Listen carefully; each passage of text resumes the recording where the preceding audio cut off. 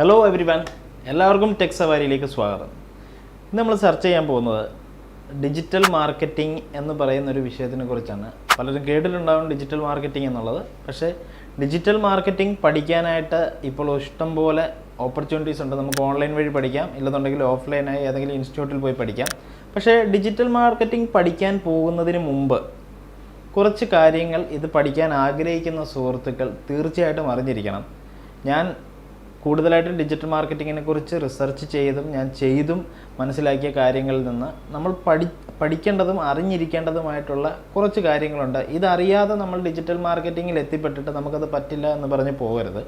എന്താണ് digital marketing പഠിക്കുന്നതിന് മുമ്പ് നമ്മൾ അറിഞ്ഞിരിക്കേണ്ട കാര്യങ്ങൾ നമുക്ക് നോക്കാം.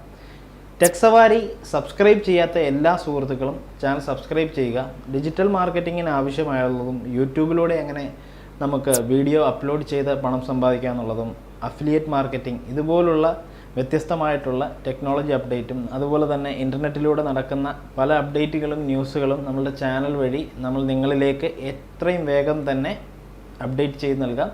ചാനൽ സബ്സ്ക്രൈബ് ചെയ്യാത്തവർ ചാനൽ സബ്സ്ക്രൈബ് ചെയ്യുമെന്ന് പ്രതീക്ഷിക്കുന്നു. ഡിജിറ്റൽ മാർക്കറ്റിംഗ് പഠിക്കണമെന്ന് ആഗ്രഹമുള്ളവർ ആദ്യം മനസ്സിലാക്കേണ്ടത് നമ്മളൊരു കണ്ടൻറ്റ് ക്രിയേറ്റ് ചെയ്യാനായിട്ട് കഴിവുള്ള ആളുകളായിരിക്കണം. കണ്ടൻറ്റ് ക്രിയേറ്റ് ചെയ്യുക എന്ന് പറഞ്ഞു കഴിഞ്ഞാൽ ഒരു വെബ്സൈറ്റിൽ ഇംഗ്ലീഷിൽ കണ്ടൻറ്റ് എഴുതി തയ്യാറാക്കി അതിൽ അപ്ഡേറ്റ് ചെയ്യാനുള്ളൊരു കഴിവ് നമുക്കുണ്ടായിരിക്കണം. അങ്ങനെ ഒരു കഴിവ് നമുക്കില്ല എന്നുണ്ടെങ്കിൽ ഇംഗ്ലീഷിൽ അതുപോലൊരു കണ്ടൻറ്റ് എഴുതാൻ നമുക്കൊരു കണ്ടൻറ്റ് റൈറ്ററെയോ അല്ലെങ്കിൽ ഇംഗ്ലീഷ് അറിയാവുന്ന നമ്മുടെ സുഹൃത്തുക്കളെയോ നമുക്ക് സമീപിക്കാം. പക്ഷേ നമ്മൾ എത്രത്തോളം നമ്മൾ സുഹൃത്തുക്കളുടെ അടുത്ത് സമീപിക്കും? അതുപോലെ തന്നെ നമ്മളൊരു കണ്ടൻറ്റ് റൈറ്ററെ സമീപിക്കുക എന്ന് പറഞ്ഞു കഴിഞ്ഞാൽ എല്ലാം നമ്മൾ പണം നൽകി കണ്ടൻറ്റ് എഴുതിക്കേണ്ടതാണ്. അപ്പം എത്രത്തോളം നമ്മൾ കണ്ടിന്യൂ ആയിട്ട് ചെയ്തു പോകേണ്ട ഒരു പ്രോസസ്സാണ്. അപ്പോൾ അങ്ങനെ വരുമ്പോൾ എപ്പോഴും നമുക്ക് കണ്ടൻറ്റ് റൈറ്റർക്ക് പണം കൊടുത്ത് ചിലപ്പം വെബ്സൈറ്റ് ചെയ്യാൻ അല്ലെങ്കിൽ വെബ്സൈറ്റിലൊരു കണ്ടൻറ്റ് അപ്ഡേറ്റ് ചെയ്യാൻ നമുക്ക് സാധിച്ചൊന്നും വരത്തില്ല. അതുകൊണ്ട് തന്നെ ഡിജിറ്റൽ മാർക്കറ്റിംഗ് ചെയ്യാൻ ആഗ്രഹിക്കുന്നവർ അവരുടെ സൈറ്റിൽ ഇടേണ്ട കണ്ടൻറ്റുകൾ എഴുതി തയ്യാറാക്കാൻ കഴിവുള്ളവരായിരിക്കണം. അവരുടെ ഇംഗ്ലീഷ് വലിയ ഷേക്സ്പിയറിനെ പോലെ വലിയ ഓവർ ഇംഗ്ലീഷ് ആവണം എന്നുള്ളതല്ല, എന്നാലും തെറ്റില്ലാത്ത ഇംഗ്ലീഷ് ആയിരിക്കണം അവർ എഴുതുന്നതും അവരുടെ വെബ്സൈറ്റിലൂടെ കണ്ടൻറ്റിൽ അപ്ലൈ ചെയ്യുന്നതും. ഇതൊരിക്കലും കോപ്പിറൈറ്റഡ് ആവരുത്.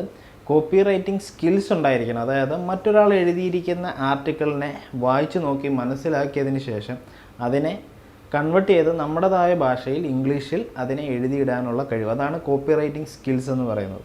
ഈ ഒരു കോപ്പി റൈറ്റിംഗ് സ്കില്ലുകളും കണ്ടൻറ്റുകൾ ക്രിയേറ്റ് ചെയ്യാനുള്ള സ്കില്ലുകളും നിങ്ങൾക്ക് ഉണ്ടായിരിക്കണം. അങ്ങനെ ഒരു കഴിവുണ്ടെങ്കിലാണ് ഒന്നാമതായിട്ട് നമ്മൾ ഡിജിറ്റൽ മാർക്കറ്റിലേക്ക് ഇറങ്ങുന്നതിന് മുമ്പ് നമ്മൾ തീർച്ചപ്പെടുത്തേണ്ട കാര്യം. അടുത്ത ഞാൻ പറയുന്നത്, നമ്മുടെ ഇൻ്റർനെറ്റിൽ 80% വെബ്സൈറ്റുകളും വേർഡ്പ്രസ് മാനേജ്മെൻ്റ് ആണ്. അപ്പോൾ ഡിജിറ്റൽ മാർക്കറ്റിംഗ് പഠിക്കാൻ ആഗ്രഹിക്കുന്ന സുഹൃത്തുക്കൾക്ക് എന്താണ് വേർഡ്പ്രസ് എന്നറിയാം. വേർഡ്പ്രസ് എന്താണെന്ന് അറിയാത്തവർക്ക് വേണ്ടി ഞാൻ പറയട്ടെ. വേർഡ്പ്രസ് നമുക്കൊരു വെബ്സൈറ്റ് വളരെ ഈസി ആയിട്ട് ചെയ്യാനും ഒരു വെബ്സൈറ്റ് ഡെവലപ്പറുടെ സഹായമില്ലാതെ നമുക്കൊരു വെബ്സൈറ്റിലെ എല്ലാ കാര്യങ്ങളും നമുക്ക് വളരെ ഈസിയായി ചെയ്യാൻ സാധിക്കുന്ന ഒരു പ്ലാറ്റ്ഫോമാണ് വേർഡ്പ്രസ്സിൽ. വേർഡ്പ്രസ്സിലൂടെ നമുക്ക് നമ്മളുടെ വെബ്സൈറ്റിനൊരു തീം ഡിസൈൻ ചെയ്ത് അപ്ലൈ ചെയ്യാം. അതിനോടൊപ്പം തന്നെ എല്ലാ പ്ലഗിൻസുകൾ ഉപയോഗിച്ച് നമ്മൾ ഒരു എക്സ്ട്രാ ഒരാളെ കൊണ്ട് ചെയ്യിപ്പിക്കുന്നതിന് പകരം നമുക്ക് തന്നെ എല്ലാ ഫീച്ചേഴ്സും ബാക്ക് എൻഡിലൂടെ ആഡ് ചെയ്യാൻ പറ്റുന്ന ഒരു പ്രോസസ്സാണ് ഈ വേർഡ്പ്രസ് പ്ലാറ്റ്ഫോമിൽ ഉള്ളത്. അപ്പോൾ ഈ വേർഡ്പ്രസ് ഉപയോഗിക്കാൻ തീർച്ചയായിട്ടും നമ്മൾ അറിഞ്ഞിരിക്കണം. നമ്മളൊരു വലിയ വെബ് ഡെവലപ്പറൊന്നും ആവണ്ട വേർഡ്പ്രസ് ഉപയോഗിക്കാൻ. പക്ഷേ വേർഡ്പ്രസ് എന്താണെന്നും വേർഡ്പ്രസിൻ്റെ വർക്കിംഗ് പ്രൊസീജിയർ എങ്ങനെയാണെന്നും ഡിജിറ്റൽ മാർക്കറ്റിംഗ് പഠിക്കാൻ പോകുന്നവർ തീർച്ചയായിട്ടും അറിഞ്ഞിരിക്കണം. 80% ഇൻ്റർനെറ്റിലുള്ള വെബ്സൈറ്റുകളും വേർഡ്പ്രസ് ആണ് അതിൻ്റെ ബാക്ക് എൻഡ് ചെയ്യുന്നത്. ഏറ്റവും കൂടുതൽ ഡിജിറ്റൽ മാർക്കറ്റിംഗ് എക്സ്പേർട്സ് സജസ്റ്റ് ചെയ്യുന്നതും വേർഡ്പ്രസ്സിൽ തന്നെ നിങ്ങൾ വെബ്സൈറ്റ് ചെയ്യണം എന്നുള്ളതാണ്. കാരണം എന്താണെന്ന് വെച്ചാൽ നിങ്ങൾക്ക് വളരെ പെട്ടെന്ന് തന്നെ നിങ്ങളുടെ വെബ്സൈറ്റ് സെർച്ചിലേക്ക് എത്തിക്കാൻ സാധിക്കും. കാരണം വേർഡ്പ്രസ്സിൻ്റെ വെബ്സൈറ്റുകൾ ഗൂഗിളിലാണെങ്കിലും അല്ലെങ്കിൽ യാഹൂ, ബിങ് എല്ലാത്തിലും സെർച്ച് ഫ്രണ്ട്ലിയാണ് വേർഡ്പ്രസ്. മൂന്നാമതായി ഞാൻ പറയുന്നു, നമ്മളൊരു വെബ്സൈറ്റ് ചെയ്യാൻ ഇറങ്ങുന്ന ആളാണെന്നുണ്ടെങ്കിൽ നമുക്കൊരു വെബ്സൈറ്റ് ചെയ്ത് ആവണമെന്നുണ്ടെങ്കിൽ നമുക്ക് തീർച്ചയായിട്ടും കുറച്ച് ക്രിയേറ്റീവ് ഫോട്ടോ എഡിറ്റിംഗ് സ്കിൽസൊക്കെ ഉണ്ടായിരിക്കണം. Photo editing skills. ഈ സ്കിൽസൊക്കെ നമുക്ക് ഉണ്ടായിരിക്കണമെന്ന് പറയുന്നതിൻ്റെ കാര്യം മറ്റൊന്നുമല്ല, നമുക്കിതിനൊക്കെ എത്രത്തോളം പുറത്തുനിന്ന് ഒരാളെ ഹയർ ചെയ്യാനായിട്ട് പറ്റും. നമുക്ക് ഹയർ ചെയ്യാതെ നമ്മൾ ഓണായിട്ട് കുറച്ച് ബേസിക് ആയിട്ടുള്ള കാര്യങ്ങൾ നമ്മൾ പഠിച്ച് നമ്മളത് ഇംപ്ലിമെൻറ്റ് ചെയ്ത് കൊണ്ടുവരുമ്പോൾ മാത്രമാണ് നമ്മളതിൽ സക്സസ് ആവുന്നത്. എല്ലാ കാര്യങ്ങൾക്കും നമ്മൾ പുറത്തുനിന്ന് ഹയർ ചെയ്യുന്ന ആൾ പെർഫെക്റ്റ് ആണോ പെർഫെക്റ്റ് അല്ലയോ എന്ന് നമുക്ക് ചിലപ്പോൾ ഐഡൻറ്റിഫൈ ചെയ്യാൻ പറ്റത്തില്ല. അതുകൊണ്ട് തന്നെ ഞാനിപ്പോൾ പറയുന്ന കാര്യങ്ങളിൽ നമുക്ക് നോളജ് ഉണ്ടായിരിക്കണം എന്ന് പറയുന്നത്, നമ്മളൊരു ഡിജിറ്റൽ മാർക്കറ്റിംഗ് എക്സ്പെർട്ട് ആവണമെങ്കിലോ അല്ലെങ്കിൽ ഒരു ഡിജിറ്റൽ മാർക്കറ്റിംഗ് നമ്മളുടെ വെബ്സൈറ്റിൽ ചെയ്യണമെങ്കിലോ നമ്മൾ ഈ പറയുന്ന കാര്യങ്ങൾ അറിഞ്ഞിരിക്കണം. അപ്പോൾ ഞാൻ പറഞ്ഞു വന്നത്, ഒരു ഫോട്ടോഷോപ്പ് എഡിറ്റ് ചെയ്യാൻ അല്ലെങ്കിൽ ഒരു ഫോട്ടോ എഡിറ്റ് ചെയ്യാനായിട്ടുള്ളത് ഒരു മിനിമം നോളജ്, ഏതൊക്കെ ഫോട്ടോസ് നെറ്റിൽ ഉപയോഗിക്കാമെന്നുള്ള കാര്യങ്ങൾ നമ്മളുടെ പല എപ്പിസോഡുകളിൽ നമ്മൾ പറയുന്നുണ്ട്. പക്ഷേ നെറ്റിൽ നമുക്ക് ഫ്രീ ആയിട്ട് എടുക്കാൻ പറ്റുന്ന മറ്റുള്ള സൈറ്റുകളിൽ നിന്ന് ഇമേജ് എടുക്കരുത്. അല്ലാതെയുള്ള ഫ്രീ സൈറ്റുകളുണ്ട്, നമുക്ക് ഇമേജ് ക്യാഷ് കൊടുത്ത് വാങ്ങാം. അല്ലാതെ ഫ്രീ ഇമേജസ് കിട്ടുന്ന സൈറ്റുകളുണ്ട്, നമുക്കതിൽ നിന്നും കളക്ട് ചെയ്യാം. പക്ഷേ ഈ ഇമേജസിനെ നമ്മളുടെ വെബ്സൈറ്റിന് ആവശ്യമായ, അല്ലെങ്കിൽ നമ്മളുടെ കണ്ടൻറ്റിന് ആവശ്യമായ രീതിയിൽ ഫോട്ടോഷോപ്പിലിട്ടോ അല്ലെങ്കിൽ മറ്റ് എഡിറ്റിംഗ് സോഫ്റ്റ്വെയറുകളിലിട്ടോ എഡിറ്റ് ചെയ്തെടുക്കാനുള്ള ആ ഒരു നോളജ് നമുക്കുണ്ടായിരിക്കണം. അതിന് നമ്മൾ വലിയൊരു ഡിസൈനറൊന്നും ആവണ്ട എങ്കിലും. എന്നാൽ ഏറ്റവും കൂടുതൽ ആളുകൾ, ഇങ്ങനൊരു നോളജ് ഇല്ലാത്ത ആളുകൾ ഏറ്റവും കൂടുതൽ ഉപയോഗിക്കുന്ന ഒരു സൈറ്റുണ്ട്, അത് canva.com എന്നാണ്. ക്യാൻവയെക്കുറിച്ച് ഏകദേശം ഡിസൈനേഴ്സിന് എല്ലാവർക്കും അറിയാമായിരിക്കാം. അതുപോലെ തന്നെ ഇത് ഈ ഡിജിറ്റൽ മാർക്കറ്റിംഗ് ചെയ്യുന്ന പലർക്കും അറിയാം ക്യാൻവയിൽ ഇഷ്ടം പോലെ ഡിസൈൻസ് ഇട്ടിട്ടുണ്ട്. നമ്മളൊരു ഇമേജ് ഇട്ട് കൊടുത്തു കഴിഞ്ഞാൽ വളരെ എളുപ്പത്തിൽ തന്നെ നമുക്ക് ആവശ്യമായ രീതിയിൽ ആ ഇമേജ് നമുക്ക് ഔട്ടിറക്കാൻ പറ്റും. അപ്പോൾ ക്യാൻവ ഉപയോഗിച്ചാൽ നമുക്ക് ഒരു പരിധി വരെ നമ്മുടെ വെബ്സൈറ്റിന് വേണ്ട ഇമേജസ് നമുക്ക് ഔട്ടിറക്കാം. പക്ഷേ ഏറ്റവും കൂടുതലും അഡോബ് ഫോട്ടോഷോപ്പിൽ നമ്മൾ കുറച്ച് നോളജ് അറിഞ്ഞിരിക്കുന്നത് ഒരു ഡിജിറ്റൽ മാർക്കറ്റിംഗ് എക്സ്പെർട്ട് ആവുന്നതിന് വളരെയധികം ഉപയോഗമാണ്. നാലാമതായി ഞാൻ പറയുന്നത് ഡേറ്റ അനാലിറ്റിക്സ് ആണ്. ഡേറ്റ അനാലിറ്റിക്സ് എന്ന് പറയുന്നത് കുറച്ച് കണക്ക് സംബന്ധമായിട്ടുള്ള വിഷയമാണ്.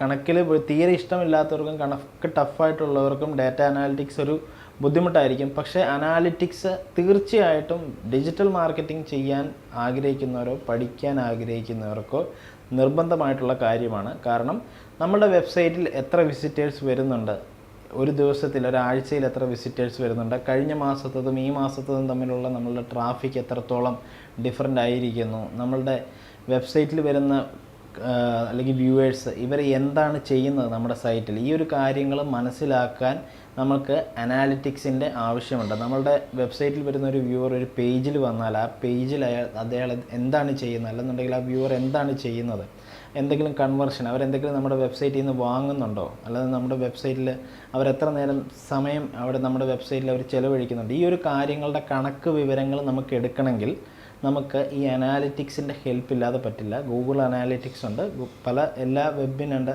അല്ലെങ്കിൽ യാഹൂനുണ്ട്. പക്ഷേ ഈ ഗൂഗിൾ അനാലിറ്റിക്സ് ഉപയോഗിക്കാൻ നമുക്ക് വളരെ യൂസർ ഫ്രണ്ട്ലി ആണ്. പക്ഷേ എങ്കിലും കണക്കായതിനാൽ നമ്മളതിനെക്കുറിച്ച് തീർച്ചയായിട്ടും അറിഞ്ഞിരിക്കണം. അഞ്ചാമതായി ഞാൻ പറയുന്നത്, നമുക്ക് ഈ ഡിജിറ്റൽ മാർക്കറ്റിംഗ് പഠിക്കാൻ നമുക്കൊരു പാഷൻ ഉണ്ടായിരിക്കണം. അല്ലെന്നുണ്ടെങ്കിൽ നമ്മളതിനെക്കുറിച്ച് കൂടുതലായി അറിഞ്ഞിട്ട് വേണം നമ്മളത് പഠിക്കാൻ ഇറങ്ങാൻ. അത് പഠിക്കാനുള്ള നമ്മളുടെ ആഗ്രഹമാണ് നമ്മളെ അതിലുള്ളൊരു എക്സ്പേർട്ടാക്കി മാറ്റുന്നത്. നമുക്കത് പഠിക്കാൻ തീരെ താല്പര്യമില്ലാതെ ആരെങ്കിലും പറയുന്നത് കേട്ടിട്ട് നമ്മളത് പഠിക്കാൻ പോകരുത്.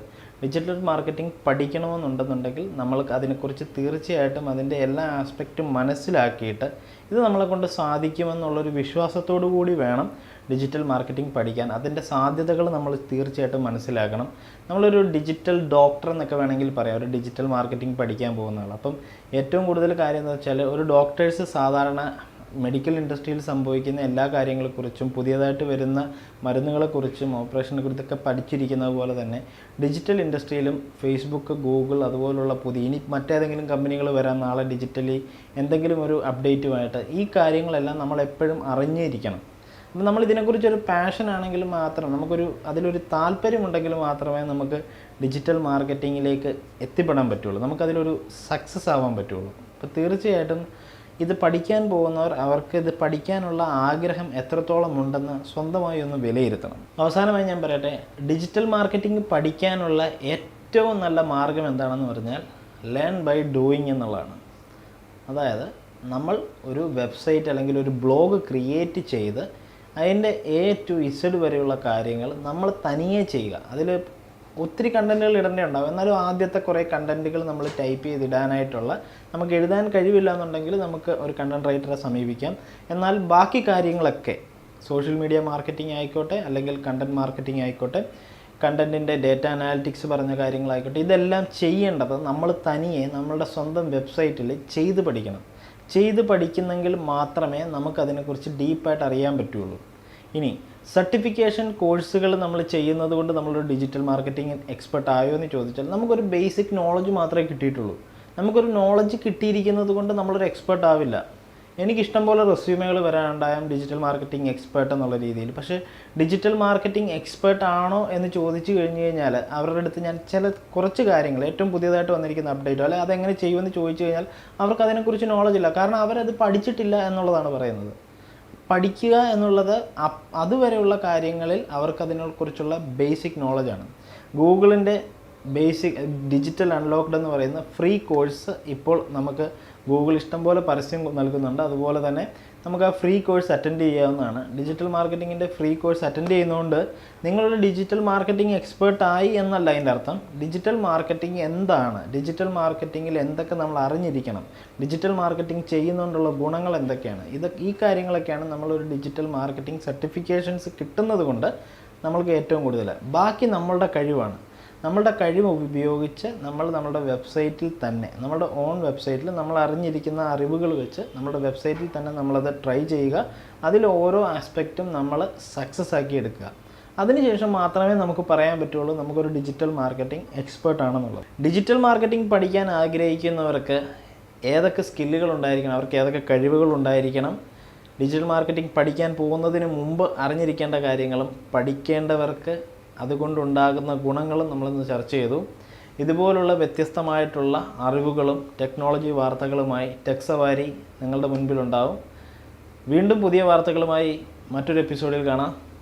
ബൈ.